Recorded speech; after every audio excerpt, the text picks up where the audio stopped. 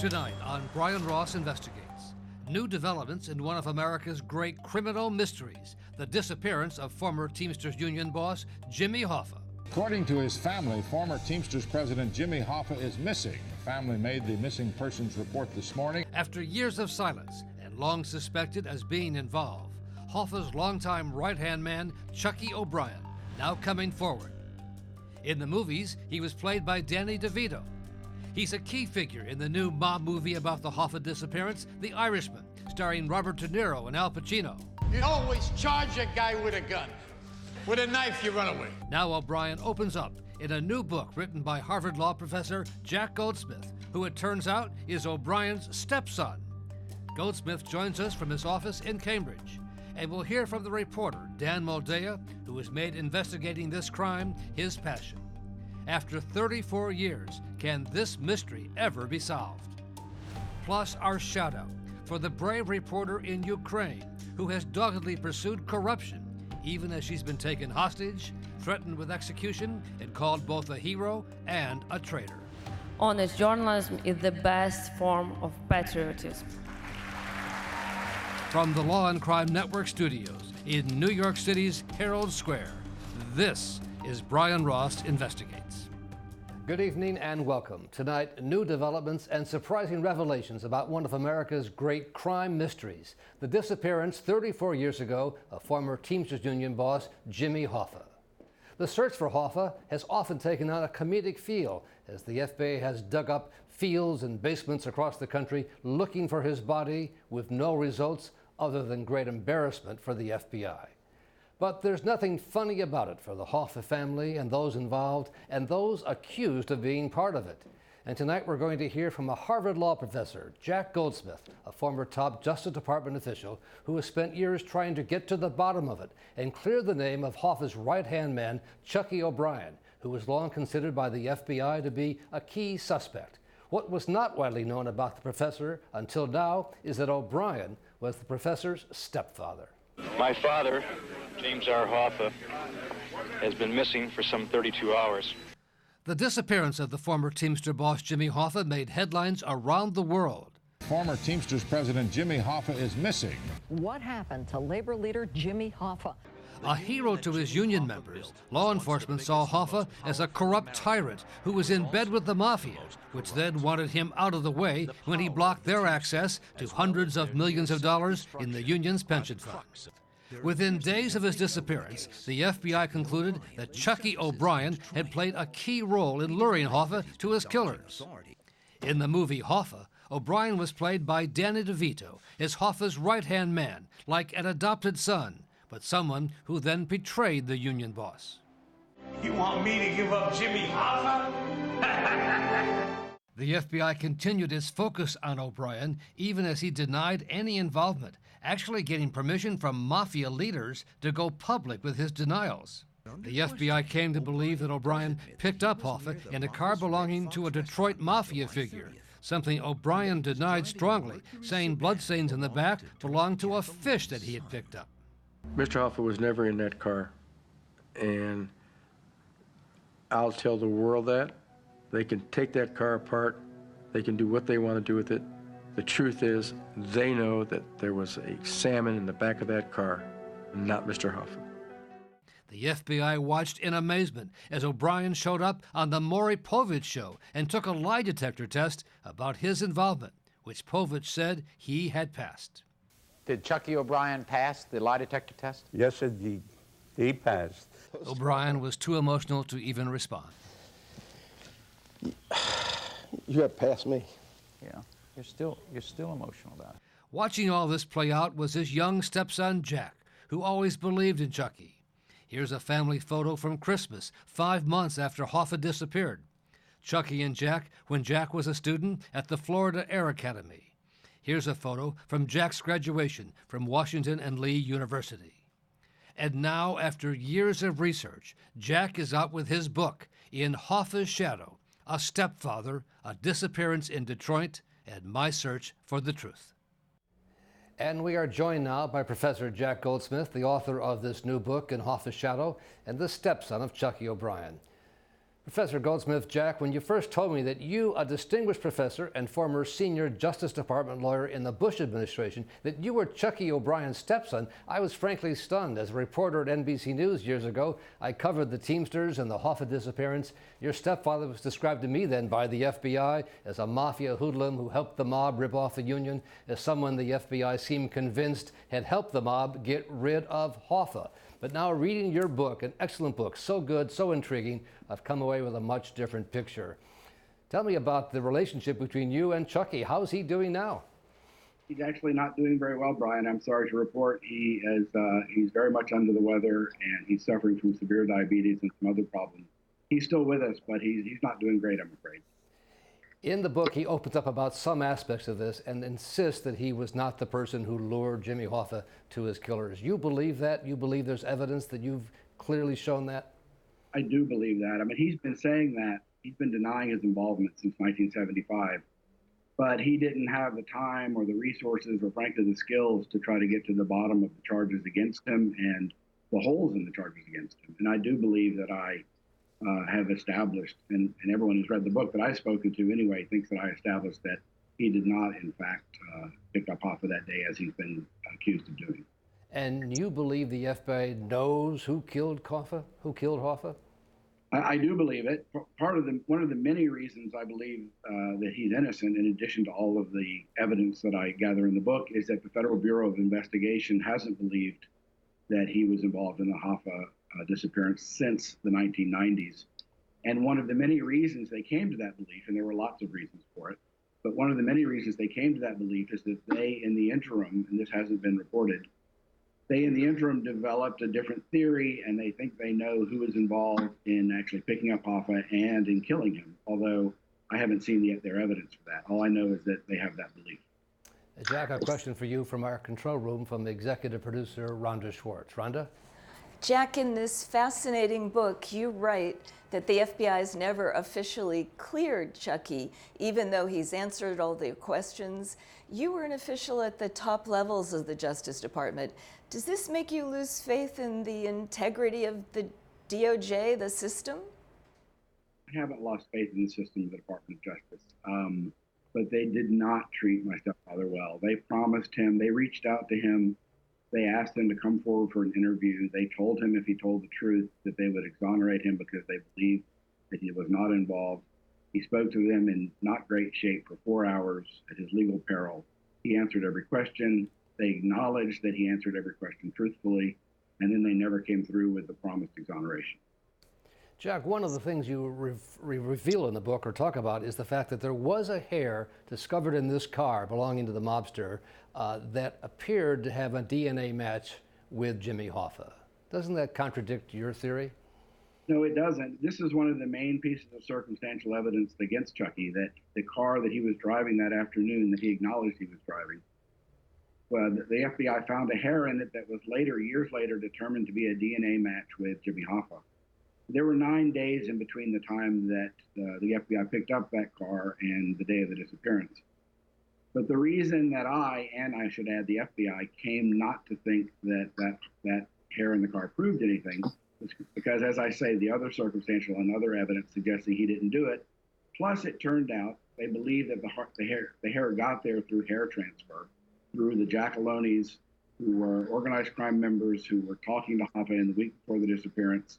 There's evidence in the FBI files, which I quote in my book, showing that Anthony Jackaloni actually got on his knees and moved a rug where Hoffa used to work out.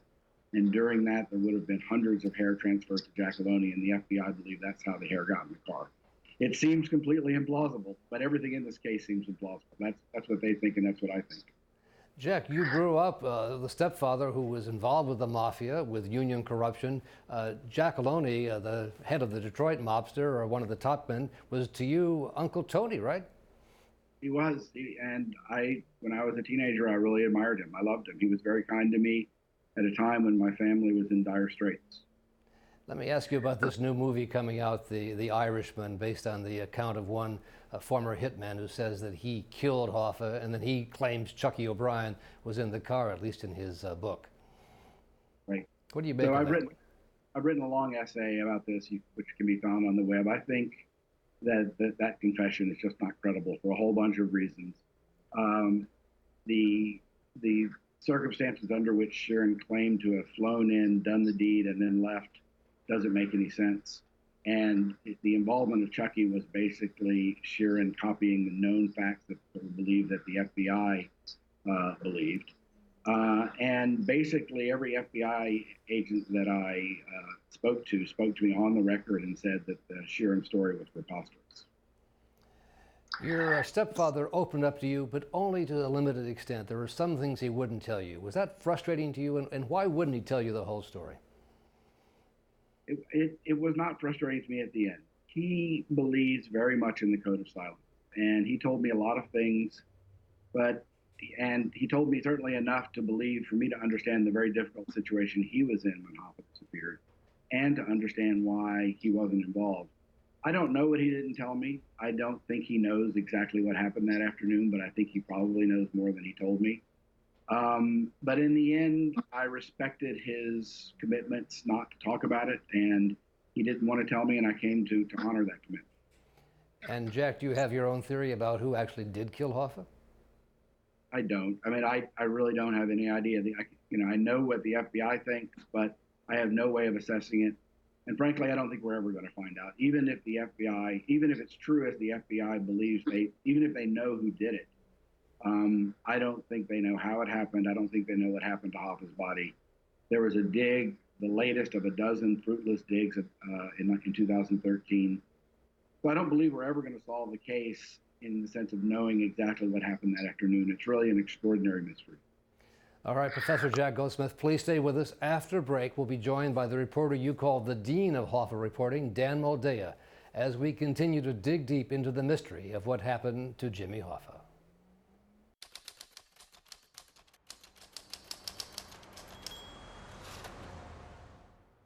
We're back with more on the mystery of what happened to Jimmy Hoffa, with fascinating insights in a new book by Harvard Law professor Jack Goldsmith, In the Shadow of Hoffa, whose own stepfather, Chucky O'Brien, was actually one of the key suspects in the disappearance. We're also joined by Dan Moldea, who Professor Goldsmith calls the dean of journalists who have covered the Hoffa case since he went missing in July of 1975. Dan, thanks for joining us. It's been 34 years now. What did you learn from Jack Goldsmith's book? I thought Jack wrote a wonderful book. I'm a big supporter of it. I gave it a great blurb, and I think that more than being a true crime book, it's just a great story.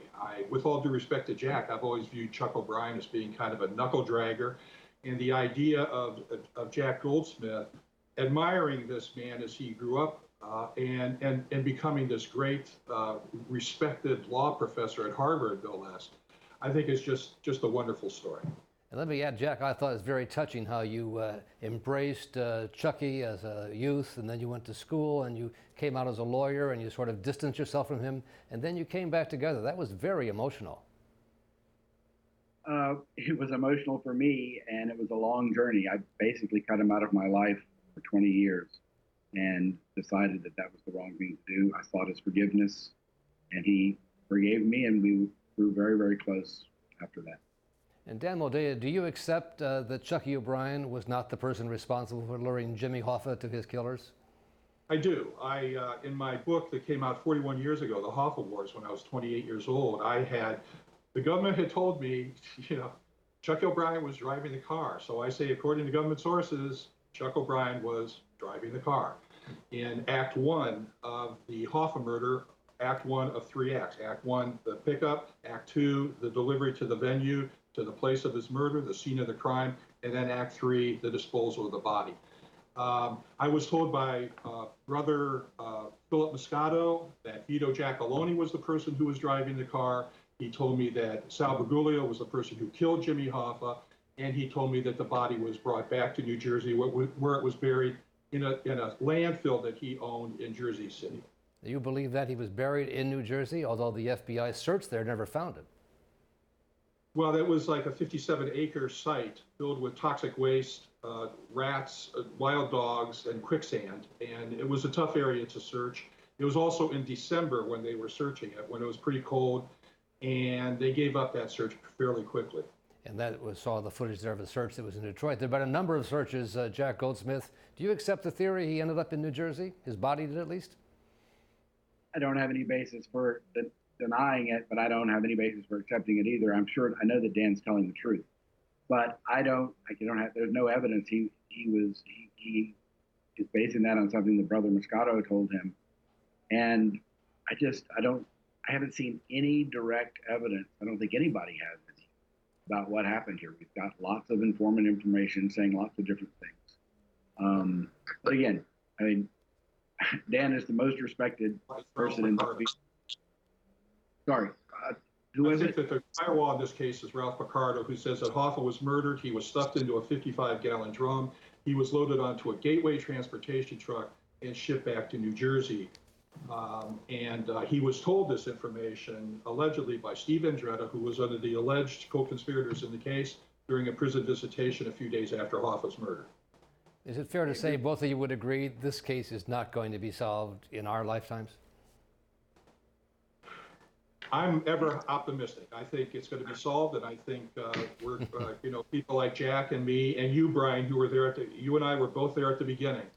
I think that I think that the body's going to be found, and I think the case is going to be solved. Jack, quickly. I'm not so optimistic. I hope I'm wrong. All right. Well, Professor Jack Goldsmith and Dan Moldea, thank you so much for joining us tonight. True crime meets American history in a case that remains one of the great unsolved mysteries, and both of you have written terrific books. I recommend them to our viewers highly. Coming up next, you bet. Coming up next, our shout out for the brave reporter in Ukraine taking on all comers, whether it's Moscow, Washington, or her own government in Kiev, when we return.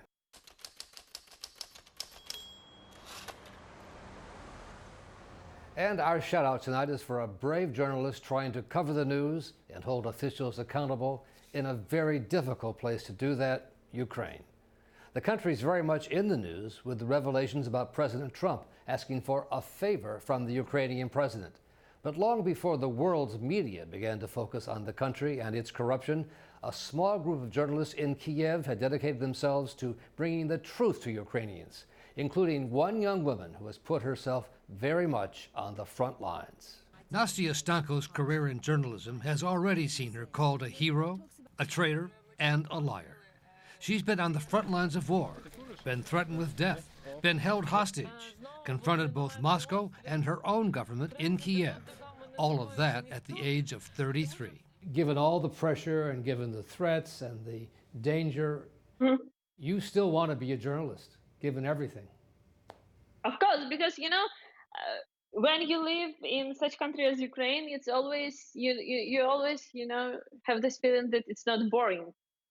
It can't be boring. Now the deputy editor-in-chief of the Ukraine television station she helped to found, Stanko says she chose journalism as a teenager after seeing reports of a television cameraman for Reuters killed in Iraq by U.S. forces, which claimed his camera looked like a weapon.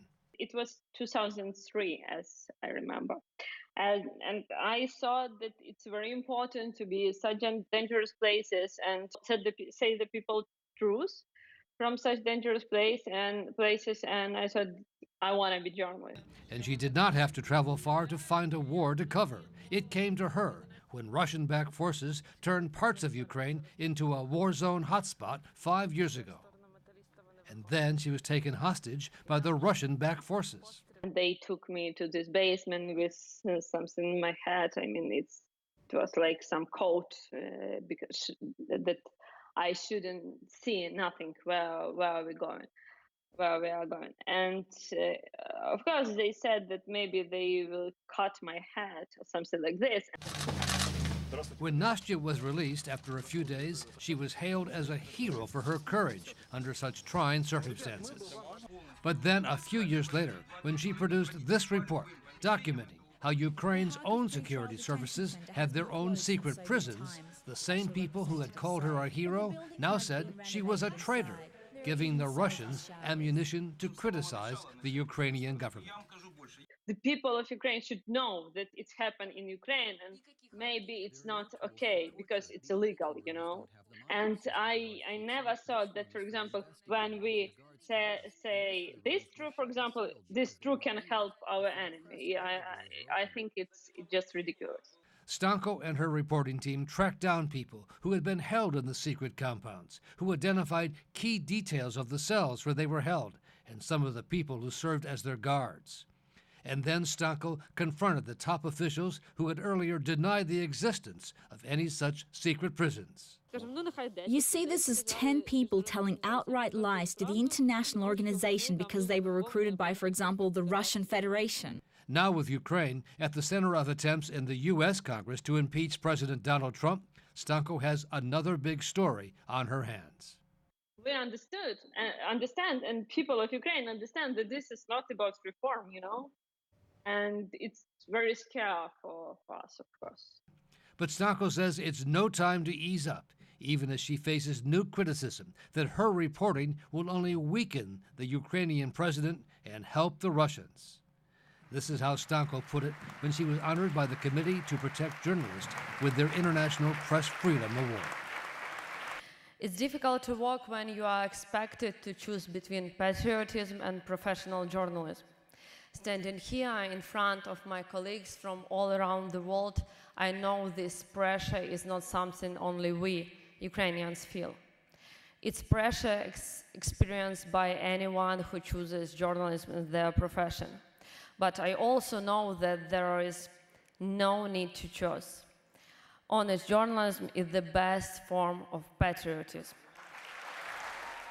So our shout out tonight for Nastya Stanko and her colleagues in Ukraine for showing all of us what good journalism is all about, something that's needed ever more in both Kiev, Washington, and around the world. That's our program for tonight. Thanks for joining us. We'll see you back here on the Law and Crime Network next week.